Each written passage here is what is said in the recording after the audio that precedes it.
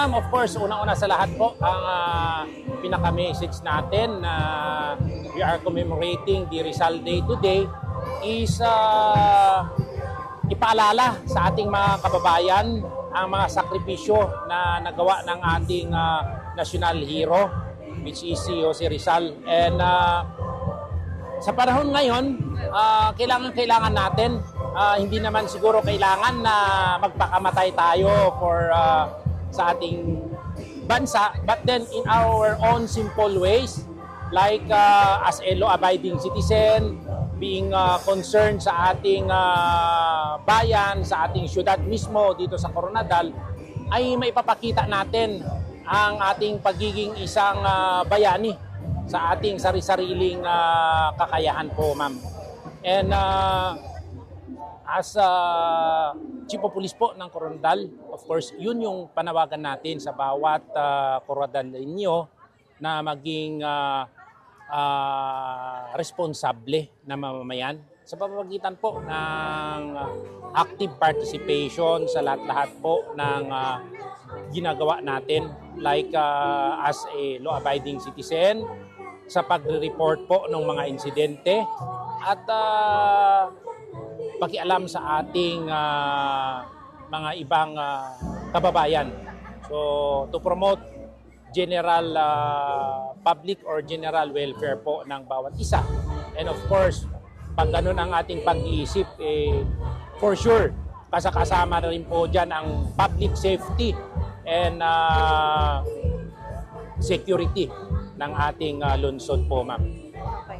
COP, duha na lang ikaadlaw, magtakop na ang tuig 2025. Ano nga mga mensahe o kung paalinton ang gusto mo ipalabot sa katawhan na COP? Yes, ma'am. Yun po yung patuloy na panawagan ng ating kapulisan. Meron po tayo yung Oplan Iwas Paputok na dinidisseminate sa ating mga kababayan. Ito po yung pag-iwas po sa mga pinagbabawal na paputok. There are many ways to celebrate po ang New Year. Isaalang-alang po natin ang ating safety and security. Huwag po nating salubungin yung bagong taon na meron po tayong mga injuries. Halimbawa, na-involve tayo sa aksidente.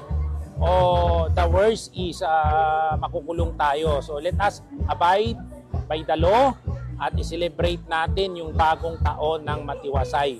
Doon po sa mga gumagamit ng illegal na paputok, rest assured po ng ating kapulisan ay 24/7 na magro-ronda to effect arrest or to confiscate any illegal na paputok po.